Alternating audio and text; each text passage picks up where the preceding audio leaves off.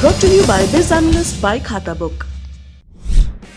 ना कंप्यूटर ना फाइल, अब टैली डेटा ऑन मोबाइल बिज एनालिस्ट के साथ। नमस्कार, सौरभ द्विवेदी नाम है हमारा और आप देखना शुरू कर चुके हैं लल्लन टॉप शो। धर्म संसद और धर्म के नाम पर महापंचायतों में क्या बातें होती हैं, जो बातें करते हैं उनकी क्या राजनीति और क्या नियति होती है, नियत क्या होती है, धर्म के बारे में उनकी समझ क्या होती है और इन धर्मांध बातों का लोगों पर असर क्या होता है, ये किसी से छिपा नहीं है। हरिद्वार से लेकर हरियाणा और दिल्ली से लेकर रायपुर तक के उदाहरण हमारे सामने हैं। हर बार ऐसी भड़काऊ बातें कि सभ्य समाज ना उन्हें सुनना चाहे और ना लल्लन टॉप शो उन्हें सुनाना चाहे, पर चाहने से कुछ नहीं होता है, दिखाना पड़ता है, सुनाना पड़ता है, क्योंकि नफरत की राजनीति करने वाले धर्म के स्वयंभू ये प्रवक्ता हमारे और आपके नाम पर अपनी दुकानें चलाते हैं और कई लोग हैं जो इनके झांसे में आ जाते हैं, विक्टिम की तरह महसूस करने लगते हैं। उन्हें लगता है कि ये महान धर्म जिसकी अजस्र धारा सहस्र वर्षों से बह रही है खतरे में है। पर खतरे में क्या है? क्या किसी की राजनीति है? खतरे में क्या है? क्या किसी का वाद है? खतरे में क्या है? क्या देश का अमन चैन है, देश की प्रगति है? ये हमें और आपको तय करना है, क्योंकि हर बार देखने को ये मिला कि भड़काऊ भाषण देने वालों ने भारत के नागरिकों को धमकाया और अक्सर भगवा पहनकर धमकाया। वही भगवा जो एक प्राचीन और सहनशील धर्म परंपरा का शाश्वत प्रतीक है, यानी एक साथ दो धर्मों की छवि बिगाड़ने की कोशिश, और वो भी खुलेआम। पुलिस प्रशासन मौके से गायब रहता है। जब सोशल मीडिया पर क्लिप वायरल होने लगती है, समाचार चैनल इन्हें प्रसारित करने लगते हैं, तब जाकर पुलिस जांच की बात करती है। जब ये पूछा जाता है कि कार्रवाई कब होगी, तब जाकर एफआईआर होती है, और जब सुप्रीम कोर्ट स्टेटस रिपोर्ट मांग लेती है, तब जाकर गिरफ्तारी होती है। बार बार ये देखने को मिला कि एक चीज है जिसका कोई बचाव संभव नहीं, उसी के बचाव में तंत्र भी खड़ा नजर आता है, और होती है व्हाट अबाउटरी, कि इसके बारे में बात कर रहे हो तो उसके बारे में क्यों नहीं। जैसे एक तथ्य को प्रकट करने से दूसरे तथ्य की वैधानिकता खतरे में आ जाए या खत्म हो जाए। तो क्या हमारे कानून में किसी भी तरह की कोई कमी है? क्या इस कमी की पहचान हुई है? अगर हां, तो सुधार के लिए क्या सुझाव दिए गए हैं, और अगर सुझाव दिए गए हैं तो उनका क्या हुआ है? क्योंकि ये देश भीड़ नहीं चलाएगी, किसी भी रंग का गमछा पटका पहन के नहीं चलाएगी। इसलिए जरूरी है कि इन सारी बातों पर विस्तार से बात हो। आज दिन की बड़ी खबर में इस पर बात करेंगे, खरगोन मामले के अपडेट्स भी देंगे, साथ ही ये भी बताएंगे कि असदुद्दीन ओवैसी के छोटे भाई की हेट स्पीच को लेकर अदालत ने क्या फैसला दिया और इसकी वजह क्या थी। लेकिन शो में सबसे पहले देखिए दिन का वीडियो।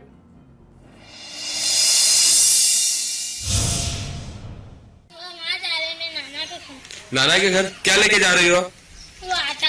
आटा लेके जा रहा? रो क्यों रही हो? वो जाने नहीं देगा, वहाँ 2 दिन से भूखे। 2 दिन से भूखे हैं? कहाँ पर? वो उधर गुलशन नगर। गुलशन नगर जा रही हो? हाँ, आटा और क्या लेके जा रहे हो उसमें? चावल। आटा और चावल। क्या नाम लिखती हो आप? सब्जी। कहाँ रहती हो आप? संजय नगर। संजय नगर में रहती हो? ठीक। छोटी सी बच्ची, सर पर अनाज से भरी गठरी, आवाज में रुदन और चेहरे पर पसरी बेबसी। ये सांप्रदायिकता की पीड़ा है। मध्य प्रदेश के खरगोन में बच्ची के नाना नानी के पास खाने का राशन नहीं है। 2 दिन से कर्फ्यू है तो बच्ची राशन पहुंचाना चाह रही थी। नियम का पालन कराना भी जरूरी है, तो पुलिस जानने से रोक रही थी। दंगाई दंगा कर चले गए, कुछ धरे गए, कुछ की तलाश जारी है, लेकिन भुगत जनता रही है, जिसका इस बखेड़े से कुछ भी लेना देना नहीं था। एमपी के खरगोन में रामनवमी के जुलूस के बाद 2 दिनों तक सांप्रदायिक हिंसा होती रही। पत्थरबाजी और आगजनी की घटनाएं कई इलाकों में रिपोर्ट की गई। इसके बाद चला बुलडोजर, और यह भी सुर्खियों में रहा। अतिक्रमण के नाम पर मकान गिराए गए। एक मकान वो भी गिरा दिया गया जिसे प्रधानमंत्री आवास योजना के तहत बनाया गया था। सरकार की तरफ से जारी निधि से हसीना नाम की महिला ने यह घर बनाया। हिंसा के बाद हुई कार्रवाई पर अब इनका घर भी जमींदोज हो गया। इसके बाद सवाल हुआ कि पीएम आवास योजना के तहत बने घर को क्यों गिराया गया। और सरकार की तरफ से जवाब मिला कि प्रशासन ने इसे पहले ही अतिक्रमण मान लिया था। 7 अप्रैल को रामनवमी से पहले ही हटाने का नोटिस भी जारी किया था। अब यहां सवाल और गंभीर हो जाता है। पीएम आवास योजना के तहत बनने वाले मकानों की जियो टैगिंग होती है, बाकायदा मार्किंग की जाती है, हर चरण की फोटो भेजने के बाद किश्त जारी होती है। क्या इस केस में ऐसा नहीं हुआ? क्या जिम्मेदार अधिकारियों पर कार्रवाई की गई? गलतियों का शनाख्तीकरण हुआ, चिन्हित किया गया कि क्यों? और क्या सरकार ने सरकारी निधि से एक अवैध जमीन पर, अतिक्रमण की जमीन पर मकान बना दिया? हिंसा विरोधी अभियान में बुलडोजर इनके घर को गिरा गया। अब आंसुओं के सिवाय इनके पास कुछ नहीं बचा है। सुनिए इनके आरोप क्या हैं। कुछ भी नहीं हुआ, कहीं भी नहीं हुआ, सिर्फ हमको 3 दिन नोटिस देने को हुए, बस ना आ गए। और आए तो हमने बोला भी, बुलडोजर भी साथ में कितनी लिया है, तो हमने बोला भाई तुम क्या कर रही है, बस यहाँ आके खड़े हो गए अंगने में हमारे। तुम क्या भाई तुम ये क्या कर रहा है? तो कि हम तो घूड़े साफ कर रहा है, हम कहीं नहीं कर रहे हैं। और प्रधानमंत्री का लिखा हुआ था घर पे, उस पर उन्होंने गोबर पहले लीपा, और गोबर लीपने के बाद में सब घर के आसपास बुलडोजर लगा दिया। और मैं निकल नहीं रही थी बाहर कि मैं नहीं निकलूंगी घर में से, मेरे को भी मार डालो, मैं जाऊंगी कहाँ? मेरे को भी मारो, मैं यहीं मारूंगी मिलके, मैं नहीं जाऊंगी कहीं। तो मेरे को खींची और लट चलाए। और ये आई भी यहाँ पर तो क्या बोल रहा है कि हम पे पत्थर चला, इन्होंने उल्टे हमको मारे हैं। अब बहुत हो रहे अत्याचार अपनों के साथ, अपनों को अब जीने नहीं दे रहा, उनका बस यही काम है। मुसलमानों को तो बस खत्म कर रहा है भाई। अगर किसी ने हिंसा की है तो यकीनन उस पर कानून सम्मत ढंग से कठोरतम कार्रवाई होनी चाहिए, ऐसी कि दोबारा कोई पत्थर उठाने की सोच भी ना पाए, ना किसी को मारने की। लेकिन खरगोन में और देश के दूसरे इलाकों में जो कार्रवाई के नाम पर हो रहा है, पार्टियां या सरकार के समर्थक उसे भले ही सही ठहराते रहें, लेकिन कानून और संविधान की नजर में ये सही नहीं है। दिन की वीडियो पर बात हो गई, अब सुर्खियों की तरफ चलते हैं। राजस्थान के करौली में 2 अप्रैल को हिंसा हुई थी। जुलूस के दौरान नारेबाजी और भड़काऊ गाने बजे, उसके बाद पत्थर चले, फिर दोनों तरफ से जमकर हिंसा हुई। घटना के 10 दिन बीत जाने के बाद आज भारतीय जनता पार्टी युवा मोर्चा के राष्ट्रीय अध्यक्ष और सांसद तेजस्वी सूर्या राजस्थान पहुंचे। राजस्थान बीजेपी के अध्यक्ष सतीश पूनिया के साथ उन्होंने घायलों से मुलाकात की। तेजस्वी सूर्या की तरफ से न्याय यात्रा निकालने की कोशिश भी की गई, जिसे पुलिस ने रोक दिया। इस दौरान बीजेपी कार्यकर्ताओं और राजस्थान पुलिस के बीच नोकझोंक भी हुई। आखिर में पुलिस ने तेजस्वी सूर्या समेत बीजेपी के तमाम बड़े नेताओं को हिरासत में ले लिया। सुनिए तेजस्वी सूर्या ने इस मौके पर क्या कहा। लालू प्रसाद के जंगल राज के बारे में हम सुने थे, पर आज अशोक गहलोत के जंगल राज को हम वास्तविक रूप में हम देख रहे हैं। करौली में जो हिंसा हुआ था, उसके 2 पीड़ित थे, उनका जो कंडीशन है, उनका हालत है, वो इतना बुरा है। 20-30 साल के जो नौजवान, जिसके सामने पूरा जीवन है, वो अभी पूरा बेड रिडन है। तेजस्वी सूर्या ने अशोक गहलोत सरकार की तुलना बिहार में कभी मुख्यमंत्री रहे लालू यादव की जंगल राज वाली सरकार के साथ की। ये उनका आरोप है। बीजेपी कांग्रेस सरकार को घेर ही रही थी कि असदुद्दीन ओवैसी ने भी मोर्चा संभाल लिया। AIMIM प्रमुख असदुद्दीन ओवैसी भी जयपुर पहुंचे थे और उन्होंने भी गहलोत सरकार को आड़े हाथों लिया। सुनिए। यकीनन वो फेलियर है राजस्थान की कांग्रेस गवर्नमेंट का, और उनकी नाहिली और नाकारापन से ही वो कम्युनल राइट हुआ, जिसमें एक टारगेटेड वायलेंस मुस्लिम कम्युनिटी पर किया गया है, और इससे बहुत बड़ा नुकसान हुआ। अभी पोलराइजेशन हो रहा, आपको लग रहा है बीजेपी कर रही है इसे? तो देखिए, सरकार की पहली जिम्मेदारी होनी चाहिए कि लॉ एंड ऑर्डर कंट्रोल करें। हम ये उम्मीद कर रहे थे कि अशोक गहलोत साहब सबक हासिल करेंगे। जो साबिका में जब मुख्यमंत्री थे तो उसको कुरान करीम को जलाया गया, 10 मुसलमान पुलिस फायरिंग मारे गए, और ऐसा लगता है कि वो माजी में जो हुआ उससे वो सबक हासिल नहीं किए, और इन्हीं वजहों से, इन्हीं गलतियों से फसाद होता है और फिरका परस्ती बढ़ती। दूसरी सुर्खी असदुद्दीन ओवैसी के छोटे भाई से जुड़ी है। अकबरुद्दीन ओवैसी विधायक, भड़काऊ भाषण के मामले में उन्हें क्लीन चिट मिल गई है। हैदराबाद के नामपल्ली मेट्रोपॉलिटन कोर्ट ने एआईएमआईएम विधायक अकबरुद्दीन ओवैसी को 2 हेट स्पीच के मामलों में बरी कर दिया है। दोनों मामले निर्मल और निजामाबाद जिले से जुड़े हुए थे। कोर्ट ने कहा कि अभियोजक पर्याप्त सबूत नहीं दे पाए। साथ ही अकबरुद्दीन ओवैसी को हिदायत दी गई कि वो कोई भी विवादित बयान न दें। ये मामला 2012 का है। अकबरुद्दीन ने 15 मिनट के लिए पुलिस हटा लो वाला निरा घटिया बयान दिया था। इस मामले में छोटे ओवैसी को 40 दिन जेल में भी रहना पड़ा था। सीआईडी ने 2016 में चार्जशीट फाइल की थी। 74 गवाह पेश किए गए। नजीमाबाद मामले में 41 और निर्मल मामले में 33 गवाहों के बयान दर्ज किए गए। हालांकि अदालत ने गवाहों और सबूतों को अपर्याप्त बताया। तीसरी सुर्खी कर्नाटक से जुड़ी है। बीजेपी सरकार में मंत्री केएस ईश्वरप्पा के खिलाफ एफआईआर दर्ज हो गई है। बीते दिनों यहां के उडुपी में एक ठेकेदार ने बीजेपी सरकार में ग्रामीण विकास मंत्री केएस ईश्वरप्पा पर कमीशन के पैसों के लिए परेशान करने का आरोप लगाया था। साथ ही कहा था कि अगर मुझे कुछ हुआ तो जिम्मेदारी मंत्री की होगी। ठेकेदार का नाम संतोष पाटिल था। 12 अप्रैल की सुबह उडुपी के एक होटल में इस ठेकेदार का शव मिला। बेलगावी जिले के संतोष के पाटिल का शव निजी लॉज के एक कमरे में मिला। अपने सुसाइड नोट में उन्होंने आरोप लगाया था कि उनकी मृत्यु के लिए ईश्वरप्पा जिम्मेदार हैं। इस मामले में संतोष पाटिल के भाई की शिकायत पर एफआईआर में मंत्री पर संतोष को आत्महत्या के लिए उकसाने का आरोप भी लगाया गया। उन्हें आरोपी नंबर 1 बताया गया। इसके बावजूद ईश्वरप्पा ने खुद से इस्तीफा देने से इनकार कर दिया। पार्टी पर ईश्वरप्पा को हटाने का दबाव बन रहा है। कर्नाटक में विपक्ष लगातार हमलावर है। दिल्ली में भी यूथ कांग्रेस के अध्यक्ष बीवी श्रीनिवास ने साथी कार्यकर्ताओं के साथ देश के गृह मंत्री अमित शाह के घर के बाहर प्रदर्शन किया और मंत्री ईश्वरप्पा के इस्तीफे की मांग की। कर्नाटक में कुछ जगह भाजपा कार्यकर्ताओं ने भी ईश्वरप्पा के खिलाफ प्रदर्शन किए और काले झंडे लहराए। रही बात मंत्री जी की, तो उन्होंने कह दिया है कि मैं तो ऐसे 100 मामले पहले भी देख चुका हूं। ये थी सुर्खियां। अब चलते हैं दिन की बड़ी खबर की तरफ। 23 दिसंबर 2021 के लल्लन टॉप शो में हमने आपको विस्तार से बताया था कि किस तरह से 17 से 19 दिसंबर के बीच हरिद्वार और दिल्ली में कथित धर्म संसद का आयोजन हुआ। हमने कथित इसलिए कहा क्योंकि इस आयोजन का संबंध ना तो संसद से था और ना ही उस महान धर्म से जिसकी ठेकेदारी इस आयोजन में की जा रही थी। हरिद्वार वाले कार्यक्रम में साध्वी अन्नपूर्णा उर्फ पूजा शकुन पांडे, यति नरसिंहानंद गिरी उर्फ दीपक त्यागी, वसीम रिजवी उर्फ जगदीश नारायण त्यागी और स्वामी प्रबोधानंद जैसे लोग शामिल हुए। इस दौरान मुस्लिम समुदाय के खिलाफ जमकर बयान दिए गए और हिंसा का आह्वान किया गया।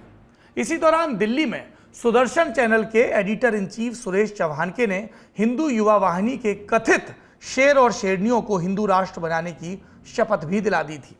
इन दोनों मामलों में पुलिस के कथित लचर रवैये को लेकर दिल्ली में रहने वाले कुर्बान अली और वरिष्ठ वकील अंजना प्रकाश ने सुप्रीम कोर्ट में एक याचिका लगाई थी।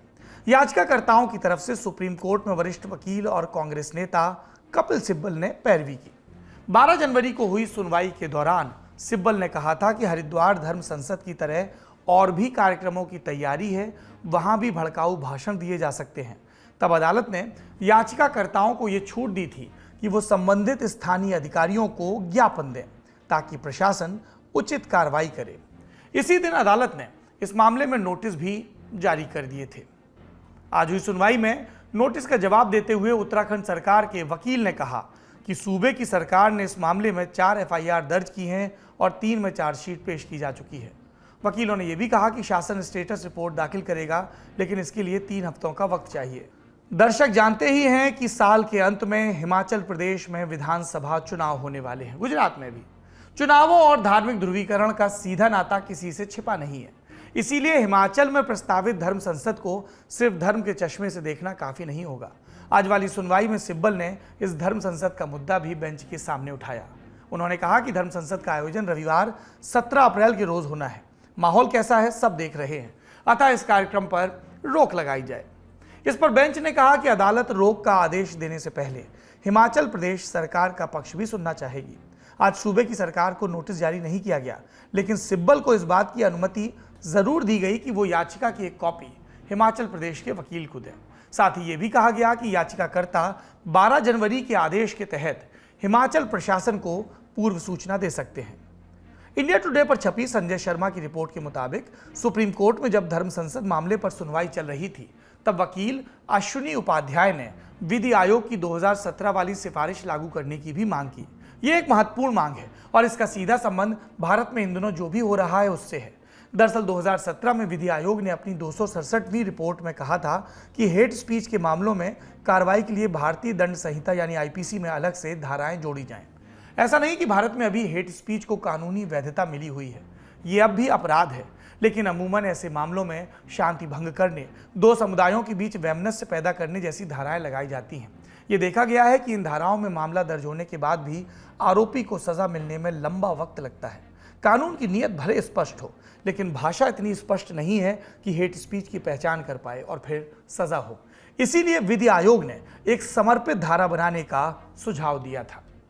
जस्टिस BS चौहान की अध्यक्षता में विधि आयोग ने हेट स्पीच को लेकर भारतीय और अंतर्राष्ट्रीय कानूनों का अध्ययन किया था और दो प्रमुख सिफारिशें की थी। पहली, धारा 153C बनाई जाए। इसके तहत धर्म, जाति या संप्रदाय के आधार पर नफरत फैलाने वाले और जो हेट स्पीच कर रहे हैं उन पर कानूनी कार्रवाई की जाए। दूसरा, 1 से 2 साल की जेल का प्रावधान होता है, साथ में 5000 का जुर्माना। धारा 505A बनाई जाए। इसके तहत हर डर फैलाने या हिंसा फैलाने के लिए उकसाने संबंधित मामले में 1 से 2 साल की जेल का प्रावधान हो, साथ में 5000 रुपए का जुर्माना। आयोग ने यह भी कहा कि आपराधिक प्रक्रिया संहिता यानी CRPC की पहली अनुसूची में संशोधन किया जाए और प्रस्तावित धारा 153C को संज्ञेय और गैर जमानती बनाया जाए। इसका मतलब यह हुआ कि पुलिस या अदालत इन मामलों में बिना शिकायत मिले भी कार्रवाई कर सकती है और आरोपियों को आसानी से बेल या जमानत नहीं मिलती। आयोग ने प्रस्तावित धारा 505A को भी संज्ञेय बनाने की बात कही थी, लेकिन ये एक जमानती धारा होती है, यानी जमानत देने पर आरोपी जेल से बाहर आ सकता था। इसके लिए किसी विशेष कानूनी कार्रवाई की जरूरत नहीं पड़ती। अमूमन हेट स्पीच के मुकदमे अभिव्यक्ति की स्वतंत्रता की दलीलों के सामने धीमे पड़ जाते हैं, क्योंकि क्या अभिव्यक्ति है और क्या हेट स्पीच, इस पर स्पष्टता नहीं है। इसीलिए विधि आयोग ने तब हेट स्पीच की परिभाषा भी सुझाई थी। यह अंग्रेजी में थी, हमने इसका अनुवाद किया है आपके लिए, सुनिए। ऐसा कोई भी बोला गया या लिखा गया शब्द या संकेत जो किसी के द्वारा देखा या सुना गया हो और जिसकी मंशा डर फैलाना, धमकाना या हिंसा भड़काना हो, उसे हेट स्पीच माना जाए। हेट स्पीच प्रायः व्यक्तियों के एक समूह के खिलाफ नफरत फैलाने की कोशिश होती है और ये समूह नस्ल, जाति, लिंग, यौन पसंद या धर्म के आधार पर तय किए जाते हैं। भारत में हेट स्पीच जंगल की आग की तरह फैल रही है। बात भड़काऊ भाषण से चली थी, अब भड़काऊ डीजे तक पहुंच गई है। बावजूद इसके 5 साल बाद भी विधि आयोग की सिफारिशों पर अमल नहीं किया गया। 22 जनवरी 2022 को टाइम्स ऑफ इंडिया पर छपी भारती जैन की खबर बताती है कि गृह मामलों पर संसदीय समिति के अध्यक्ष आनंद शर्मा ने केंद्रीय गृह मंत्री अमित शाह से एक निवेदन किया था। इस निवेदन में ठीक वही बात थी जो 2017 में विधि आयोग ने हेट स्पीच को लेकर कही थी। आखिर क्यों सरकार हेट स्पीच पर कार्रवाई करने से कतरा रही है? क्यों एक कानून जिसकी रूपरेखा लगभग तैयार है उसे लागू नहीं किया गया है? इस बारे में कानून मंत्रालय में क्या बात हुई? क्या सरकार की कोई आपत्ति है? और अगर आपत्ति है तो क्या सरकार ने विधि आयोग से सिफारिशों में सुधार करने को कहा है? और सबसे बड़ा सवाल ये कि क्या सरकार हेट स्पीच पर रोक लगाना भी चाहती है? सवाल ढेर सारे हैं, जवाब सरकार को देना है, हमारी और आपकी सरकार को। क्योंकि जब तक हेट स्पीच को लेकर सख्त कानून नहीं होगा, त्वरित कार्रवाई नहीं होगी, तब तक हम वैसे वीडियो देखते रहेंगे जिसमें रायपुर धर्म संसद के दौरान महात्मा गांधी को लेकर कभी आपत्तिजनक बातें कही जाती हैं, गालियां दी जाती हैं और वही कालीचरण जब छूटता है तो इंदौर में उसका स्वागत धूमधाम से होता है। ऐसे कितने ही उदाहरण हैं जहां पर धार्मिक पहचान के बाद भद्दी गालियां दी जाती हैं। अब व्हाटअबाउटरी वाले आएंगे, कहेंगे कि इस पर इतना कुछ बोल दिया, पत्थर बरसाने वालों पर नहीं बोला। बोला था, लेकिन आपकी सुनने की नीयत नहीं थी। बोला था कि इस देश में कोई भी कानून हाथ में ले तो उस पर कठोरतम और त्वरित कार्रवाई हो। पर यह कार्रवाई कौन करेगा? भीड़ करेगी, अपनी मनमर्जियों से चलने वाले लोग करेंगे, या इस देश की अदालत करेगी जो संविधान की शपथ लेती है? अदालतों को ही यह काम करने दीजिए, क्योंकि जब भीड़ यह काम करती है तो देश तालिबान में तब्दील हो जाता है। अफगानिस्तान ज्यादा दूर नहीं है, न इतिहास की दृष्टि से न भूगोल की दृष्टि से। और समझदार वो होते हैं जो दूसरों की गलतियों से सबक लेते हैं। इसलिए जरूरी है कि हम और आप सचेत रहें। किसी भी किस्म के कट्टरपंथ की जगह नहीं है। जगह किस चीज़ की है कि इस पर बात हो कि हमारे और आपके अस्पताल, क्या वहाँ पर गरीबों का मुकम्मल इलाज होता है? क्या कोई भटकता नहीं है? क्या कोई इलाज के अभाव में मर तो नहीं जाता है? क्या इस देश में कुपोषण की सब समस्याओं का हल निकाल लिया गया है? क्या इस देश में हर स्किल्ड लेबर के पास रोजगार है? क्या इस देश में हर उस व्यक्ति के पास उस स्किल को हासिल करने के लिए जरूरी संसाधन है ताकि वो अपनी जिंदगी गरिमापूर्ण ढंग से जी सके? क्या इस देश का संविधान, इस देश की सरकार इस देश के नागरिक को एक भय मुक्त वातावरण दे पा रही है? क्या हम जिस हवा में सांस ले रहे हैं वो हवा पर्याप्त स्वस्थ है? क्या हमारे कल कारखानों को पर्याप्त मदद मिल रही है नीतियों के द्वारा ताकि वो निरंतर देश को समृद्ध करें? क्या हमारे स्कूलों में जहां 2 बरस के गैप के बाद बच्चे पहुंच रहे हैं, डिजिटल गैप, स्टडी गैप, अध्ययन का गैप नहीं हो गया है? उन बच्चों के लिए हम क्या करने वाले हैं, और खास तौर पर उनके लिए जिनके ऊपर गरीबी की, बेरोजगारी की मार सबसे ज्यादा पड़ती है? ये वो सवाल हैं जिनसे इस देश को रात और दिन जूझना चाहिए। ये वो सवाल हैं जिनका जवाब हासिल करने के लिए हमें वैज्ञानिक चेतना के साथ, तर्क के साथ, बिना किसी भेदभाव के बात करनी चाहिए, बहस करनी चाहिए, समाधान खोजना चाहिए। क्योंकि हमारे देश के हुक्मरान ही है ना जो कहते हैं कि जब एक स्कूल बनता है, जब एक अस्पताल बनता है, जब एक सड़क बनती है, जब एक टीका बनता है, तो वो नस्ल का, धर्म का, जाति का, संप्रदाय का, भाषा का, इलाके का भेद नहीं करता है। हमें लगा था कि पेंडेमिक बीता तो लोगों को समझ आ गई होगी, वो समझ जिसके बारे में हजारों बरस पहले हमारे पुरखे कह गए थे। युधिष्ठिर ने जब यक्ष को आखिरी प्रश्न का जवाब दिया था तो क्या कहा था? यक्ष ने पूछा था, दुनिया का सबसे बड़ा अचरज क्या है? युधिष्ठिर ने कहा था, आदमी रोज मरता है, रोज पैदा होता है, ये सब देखता है, लेकिन बर्ताव ऐसे करता है जैसे अजर अमर हो।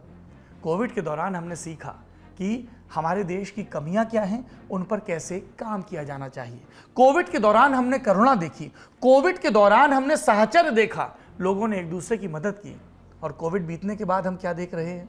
क्या ये हमारी प्राथमिकताएं हैं? ये सवाल है जो हमारे और आपके सामने है, क्योंकि हम और आप ही ये देश हैं, हम भारत के लोग। आज का ललन टॉप शो यहीं पर समाप्त होता है। आखिरी में कू की राय। आज हमने दर्शकों से पूछा था, क्या धर्म संसद के नाम पर भड़काऊ भाषणों पर रोक लगनी चाहिए? हाँ कहने वाले 88% हैं, नहीं कहने वाले 12% हैं। अगर आप भी इस सोशल मीडिया ऐप पर, कू पर हमारे पोल का हिस्सा बनना चाहते हैं तो आप वहां पर ललन टॉप को फॉलो करें। अलग अलग मुद्दों पर अपनी राय भी दे सकते हैं हैशटैग के साथ LT शो ऑन कू के नाम से। आज के ललन टॉप शो में इतना ही।